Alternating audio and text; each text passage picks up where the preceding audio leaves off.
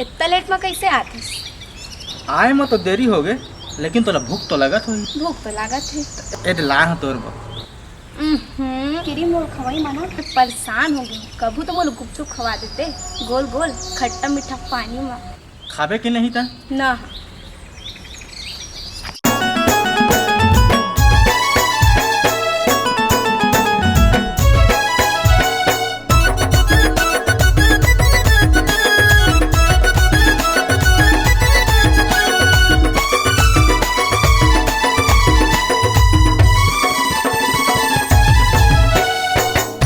रोज सको नहीं खाए किरम रोल गा, मुल गुपचुप खवा दे चलना गोल गोल गा। रोज सको नहीं खाए किरम रोल गा, मुल गुपचुप खवा दे चलना गोल गोल। तोला अलग वाला माया तू राजा, तोला अलग वाला माया तू राजा, दीवाना दिल टोर जानेगा। तोला अलग वाला माया तू राजा, दीवाना दिल टोर जानेगा। ए राजा रोज सको नहीं खाए किरम रोल गा, मुला गुपचुप खवा दे चलना गोल गोल गा। रोज सको नहीं खाए किरम रोल गा, मुला गुपचुप खवा दे चलना गोल गोल। तोला अलग वाला माया तू राजा, तोला अलग वाला माया तू राजा, दीवाना दिल तोड़ जानेगा। तोला अलग वाला माया तू राजा, दीवाना दिल तोड़ जानेगा। कैसे कर सपनदारी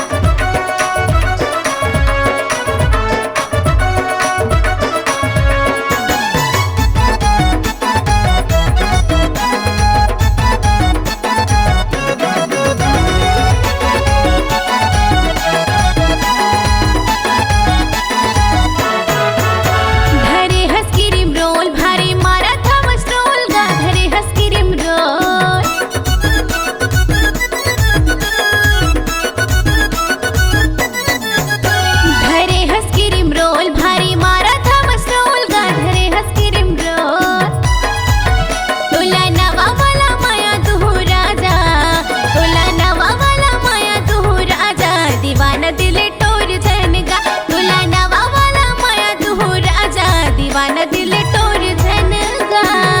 ए मोर सोना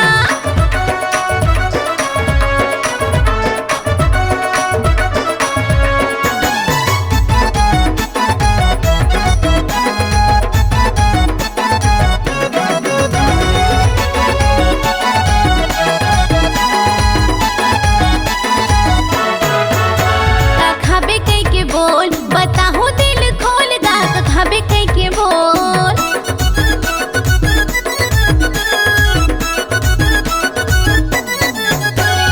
खाबे कई के बोल बताहू दिल खोल गा, खाबे कई के बोल।